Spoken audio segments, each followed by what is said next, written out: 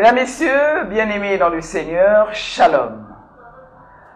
Dans la deuxième épître de Paul à Timothée, la parole de Dieu déclare: N'aie donc point honte du témoignage à rendre à notre Seigneur, ni de moi son prisonnier, mais souffre avec moi pour l'évangile, par la puissance de Dieu. Bien-aimés dans le Seigneur, nous n'avons pas honte de témoigner notre Jésus-Christ, de ce qu'il continue à faire dans notre vie, dans nos vies, parce que le temps des miracles n'est pas encore passé. Aujourd'hui, nous avons reçu une grande servante de l'Éternel, une servante de l'Éternel qui a vu la main puissante de Dieu, le Dieu de papa et maman Olangi, qui l'a guéri de plusieurs maladies. Vous allez l'écouter tout à l'heure. Elle s'appelle maman Alexandre Manteto. Shalom maman. Shalom maman. Alors maman Manteto, vous êtes le témoin de Jésus-Christ. Dieu a fait des grandes choses, des miracles. Il vous a guéri de tant de maladies. Amen. Alors, en un peu de temps, bien que le temps qui nous a été imparti ne peut pas suffire avec tout ce que vous allez dire, mais le peuple de Dieu veut vous écouter. Et à partir de là, certains malades, ceux qui sont dans la même situation, peuvent aussi trouver guérison. Maman Manteto, qu'est-ce que Dieu a fait dans votre vie? Dieu a fait des grandes choses dans ma vie. Vous êtes la promotion? Je suis maman Manteto Alexandre, de la promotion Anne de Brazzaville, et je suis encadreur au royaume de possibilités dans la branche bien-aimée. Dieu m'a guéri de beaucoup de maladies. Pourquoi vous êtes chez les bien-aimés? Vous avez choisi cette branche. Je suis chez les bien-aimés parce que j'étais tombée malade à plusieurs reprises. Et en priant chez les bien-aimés, Dieu m'a visité plusieurs fois. Alors, avec des plus amples détails, quelle est cette maladie qu'on a vue, là, que vous avez vu la main de Dieu? Dieu est intervenu. Et j'ai souffert pendant 9 ans de la maladie cardiaque. J'avais un gros cœur. En dehors du gros cœur, mon cœur également avait des fissures. On dirait des plaies, des cicatrices dans les... C'est à l'hôpital qu'on donne le diagnostic? Oui, à l'hôpital qu'on donne le diagnostic après plusieurs échographies. Et à la fin, on m'a dit qu'il fallait que je me fasse opérer du cœur. Sinon, je ne devais plus vivre. J'ai fait au moins 9 échographies qui disaient que la situation prenait de l'ampleur. Nous sommes en quelle année? Nous étions en 2003-2004. J'ai commencé en 2003 ou 2004, comme ça là. Et j'ai vu beaucoup de cardiologues. Et le résultat était toujours alarmant. À la dernière consultation, je suis allée voir un cardiologue renommé de la place. Et quand il a fait l'échographie, il m'a dit: maman, si vous avez un peu de moyens, vous devez voyager parce qu'il faut que vous subissiez une opération chirurgicale. À l'étranger? À l'étranger. Et j'ai dit: il n'y a pas de problème. Il dit: si vous avez des biens, vous pouvez vendre pour avoir des moyens pour voyager. J'ai dit: d'accord. Mais vous allez prendre quelques médicaments pour vous calmer en attendant que vous regroupez les fonds. Et c'est ce que j'ai fait. Et à la dernière échographie, il m'avait appelé pour me dire que on va faire comment on appelle ça, du dossier médical pour l'évacuation. Donc, pour qu'il écrive qu'est-ce qui ne va pas, pour que quand je vais amener le papier, pour qu'au niveau de l'étranger, qu'on sache comment faire. Donc, je devais aller au Maroc. Mais le jour où il m'a annoncé ça, vraiment bien aimé dans le Seigneur, et j'ai été plus en moi. Parce que comme il m'avait dit que mes mois étaient comptés, mes mois de vie étaient comptés, j'étais habillée pratiquement tel que je suis, mais au sortir de là, j'ai porté l'habit en envers. En envers. J'ai pris le devant, j'ai mis derrière. Porté par l'émotion, par la peur. Par la peur, et j'étais un peu traumatisée. Et sa particulière qui était là, au sortir, me dit: maman, vous êtes mal habillée, allez vous changer. Et je suis allée, j'ai changé. En partant, quand je suis sorti, je rentre dans la voiture, je me suis rappelé que j'ai un Dieu. Dieu des bien-aimés. J'ai un Dieu, moi je prie au bien-aimé, et je suis au bien-aimé. Ce Dieu-là ne peut pas m'abandonner parce que je dois témoigner la grandeur de Dieu. Et j'ai effacé ça de ma tête. J'ai dit, je fais foi, confiance en mon Dieu, et je sais que mon Dieu, le Dieu de papa et de maman, là, ne suis jamais comme elle-même me disait. Et je suis allée à la maison, j'ai prié, toujours chez les bien-aimés, je priais. Et le jour où je devais partir, le lundi, je devais partir pour le Maroc. Samedi matin, on avait bien aimé au FF. Papa Kakutu, Là, vous avez déjà tous les documents. Tous les documents, j'avais même le billet en main. Et je devais partir avec mon mari parce que la situation était telle que ça pouvait ou ne pas marcher. L'opération. Et qu'il faut que tu aies quelqu'un à mes côtés. Oui, ce samedi-là, je suis allé comme d'habitude à la prière des bien-aimés. Et quand Papa David Kakutu est venu, il a commencé à prêcher, il y a une parole qui est sortie de sa bouche, une prophétie disant qu'il y a une maman ici qui a déjà son billet en main pour le Maroc. Elle va se faire opérer, mais mon Dieu me dit que la guérison n'est pas là-bas. Donc c'est une prophétie de Papa Kakutu. Papa Kakutu, il disait comme ça là dans son exhortation. Dans son exhortation, que la guérison se trouve sur ses nattes. Et aussitôt, je me suis dit que ça ne pouvait pas être une coïncidence, parce que moi j'avais déjà mon billet en main et j'étais déjà prête à partir. J'ai dit, je mets mon Dieu à l'épreuve. Moi je crois à ce Dieu-là, je sais qu'il est capable de prendre choses, parce que j'ai vu Papa Kakutu, quand il est tombé malade, comment Dieu l'a guéri, et moi j'étais présente au site Gédéon, et j'ai mis ma foi par rapport au témoignage de Papa David Kakutu. Et je suis allé voir Papa José Bonyoma, qui était donc le missionnaire des bien-aimés à Brazzaville en ce temps-là, pour lui dire que papa, moi je ne pars plus, parce que je lui avais déjà posé ma situation. Il dit, maman, tu as la foi? J'ai dit, j'ai la foi. Et c'est ce qui a été fait. Il m'a mis en 14 jours de prière. Je suis resté à la maison. Tu n'es plus parti au Maroc? Je ne suis plus parti au Maroc. Je suis resté en prière pendant 14 jours. Au sortir de cette prière-là, je suis allé faire le contrôle et la maladie avait disparu. Tout était redevenu normal. Confirmé par le médecin. Confirmé par le médecin. Malheureusement, vous n'avez pas, Amélie. Je n'ai pas le papier, mais Papa Bonyoma a vu, les autres encadreurs ont bien vu les papiers quand je les avais, quand j'avais témoigné ici à Brazzaville. Dieu m'a guéri totalement jusqu'à aujourd'hui. Le médecin m'a même dit que, madame, par rapport à votre âge, votre cœur est plus jeune, donc vous n'étiez pas malade, c'était une erreur. Une erreur alors que vous avez souffert pendant 9 ans. 9 ans. Pendant 9 ans. J'ai fait plusieurs échographies qui donnaient la même chose, mais en empirant même. On constate l'erreur à la dernière minute quand Dieu a agi. Donc moi, je sais que j'ai été guéri par Dieu, mais pas par l'hôpital. Donc je crois au Dieu de papa et de maman là. Et après, ça c'était la première guérison. La première guérison, quand on m'a dit ça, j'ai cru à la guérison, mais je n'avais pas vraiment vu l'ampleur de cette guérison-là parce que je me suis dit que c'est une guérison normale, Dieu a guéri beaucoup de gens.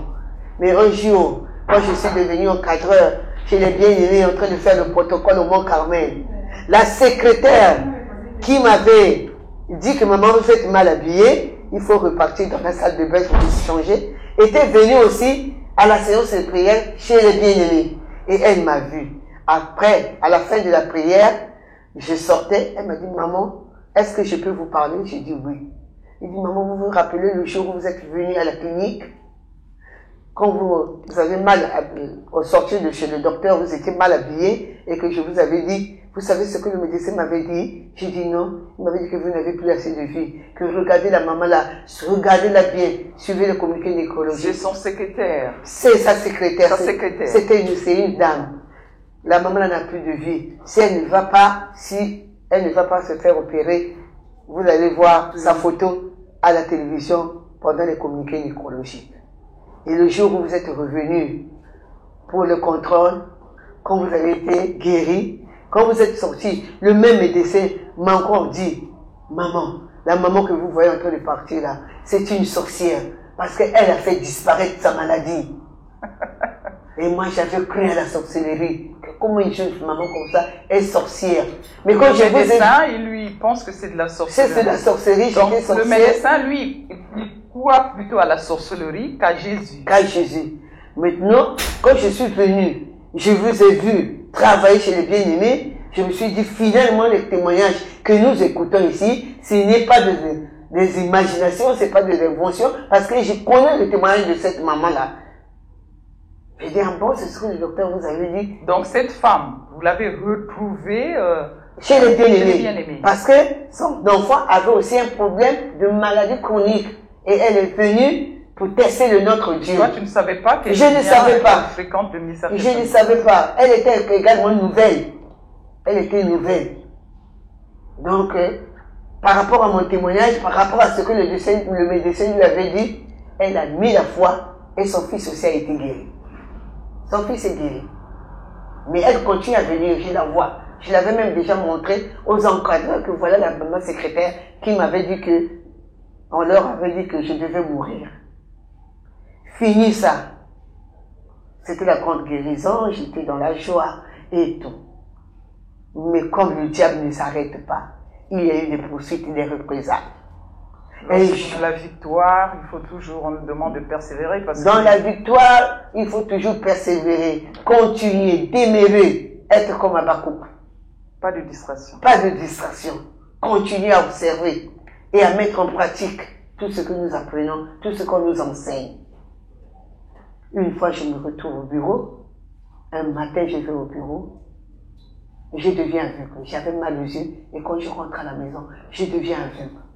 Je suis resté aveugle pendant 2 mois. Complètement aveugle. Complètement aveugle. Papa José Bonyuma, je l'ai appelé, il m'a vu, et tous les encadreurs de bien-aimés ont vu comment j'étais aveugle. Je venais au bien-aimé, on m'accompagnait. Je ne pouvais plus marcher seul. Mais ce Dieu-là, comme on nous montre toujours qu'il faut toujours croire à la puissance du sang de Jésus. La foi. La foi. Tous les matins, je mettais le sang de Jésus à la place des collyres parce que les médecins, tous les 3 ophtalmologues que j'avais vus m'avaient déjà confirmé que je ne pouvais plus voir parce que cette maladie-là, les médecins ne la connaissaient pas. Et moi, en appliquant la parole de Dieu, en mettant le sang de Jésus chaque matin, chaque midi, chaque soir, comme on m'avait demandé de mettre les collyres, et moi je mettais maintenant le sang de Jésus. Au dernier jour, j'étais guéri. Aujourd'hui, je vois correctement. Vous voyez correctement. Correctement. Vous voyez la couleur de mon ami. Votre dentelle est noire. Même sans lunettes, je peux enlever. Je vois tout. Gloire à Jésus. Je lis sans lunettes. Je lis sans lunettes. Donc Dieu a encore fait des miracles. Et je demeure. Et je continue à demeurer. Parce que Dieu, je ne peux pas être ingrate. Je sers mon Dieu chez les bien-aimés à cause de ce que Dieu continue à faire pour moi. Et ça ne s'est pas arrêté là. Le diable m'a encore poursuivi. Croyez m'achever. Un jour, je me retrouve, j'ai fait l'AVC. J'ai fait l'AVC. Quand je suis allé à l'hôpital, on m'a demandé de faire le scanner. J'ai fait le scanner. On a dit qu'il fallait attendre le résultat. Comment vous avez su que c'était l'AVC? Quels sont les signes qui montraient que... Parce que j'étais au bureau, et les collègues et mon fils qui travaillent avec moi avaient trouvé que ma face était devenue déformée. Donc j'ai fait une paralysie faciale. Apparemment, je n'avais pas mal aux membres, mais la face était déformée, une paralysie faciale. L'œil droit complètement ouvert, ça ne se refermait plus. Le soir, pour dormir, il fallait mettre les compresses et le sparadrap pour bien dormir parce que le médecin m'avait dit que sinon, l'œil là va s'infecter. La bouche était penchée, je ne pouvais plus boire correctement, je buvais l'eau à partir des pailles. Je continuais à aller au bien-aimé, je faisais le massage. Si vous me permettez, je peux citer l'hôpital. Pas de problème. À Congo France, au plateau de 15 ans, en face de 5 à 7 du plateau de 15 ans. C'est là C'est même le fils d'une maman combattante d'elle qui était en train de me faire le massage. Il m'avait dit que c'était pour 6 mois. Mais moi, en faisant aussi le massage avec Jésus-Christ, je n'ai fait que 2 mois. Et ma face est redevenue normale. Et vous êtes complètement guéri de cette paralysie-là. Parce que quand j'ai fait le scanner, quand l'enfant était en train d'attendre le résultat, étant combattante, je me suis dit qu'il faut me rapprocher de Dieu. Je ne peux pas attendre le résultat seulement de mes médecin. J'ai appelé Papa José Bonioma, qui était notre encadreur, notre missionnaire de bien-aimé ici, pour lui dire que j'ai eu un problème. Ils étaient déjà partis parce que c'était le jour de lundi des vainqueurs. Ils sont sortis pour aller à la bergerie, dans la voiture de Maman Atipo. Quand j'ai appelé, Papa José a dit à Maman Atipo, faisons demi-tour parce que Maman Mateto vient de nous appeler qu'il y a eu une situation grave. Ils sont revenus. Quand je suis arrivé, j'ai trouvé Maman Atipo, j'ai trouvé les encadreurs, tous ils m'attendaient. J'ai trouvé Papa Arthur, Papa Némi. Ils ont prié pour moi, en commençant par la repentance, j'ai fait ma repentance. Après, ils m'ont passé à la délivrance. Quand j'ai fini la délivrance, je suis allé à la maison. Quand l'enfant a mené le scanner chez le médecin qui dit, mais la maman là, elle est où? Il dit, non, elle est partie à la maison. Non, rappelez-la parce qu'elle est déjà dans le coma. Comment vous pouvez l'amener à la maison? Et quand on m'a appelé, ma fille m'a accompagné à l'hôpital. Et j'arrive là-bas, maman, vous avez fait l'AVC, vous ne pouvez pas être à la maison, vous devez être hospitalisé. J'ai dit non. Je vais d'abord prier, demander la volonté de Dieu. Qu'est-ce que Dieu va me dire? Et le lendemain, je suis allé refaire le scanner. Et j'ai ramené, il n'y avait plus de problème. Le sang était fini, le cerveau était normal, tout était normal et c'était la guérison totale. Jusqu'à aujourd'hui. Jusqu'à aujourd'hui, tout est normal. Et le diable ne s'est pas arrêté. Le diable ne s'est pas arrêté. Un matin, je me retrouve. J'ai senti comme une flèche. Est-ce que c'était une flèche? Mais par les révélations, c'était une balle. À quel niveau? Au niveau, au bas-ventre, du côté droit. Et j'ai commencé, les urines commençaient à sortir sans arrêt. Et je baignais dans les urines. Avec toujours le réflexe de maman bien-aimée, maman combattante. J'ai appelé mon papa, souvent, il est plus jusqu'à aujourd'hui. Il me suit souvent quand j'ai des situations. Il s'appelle Papa Marcel Minga. Aujourd'hui, il est le missionnaire à Ouando, au siège de Ouando. Il est venu à la maison. Il a prié pour moi. Et les urines se sont arrêtées. Mais la douleur n'était pas finie. La douleur s'est accentuée. Après, je suis allé à l'hôpital. On m'a demandé de faire l'échographie. Quand j'ai fait l'échographie, on a trouvé que j'avais des calculs. Les balles se sont transformées en calculs.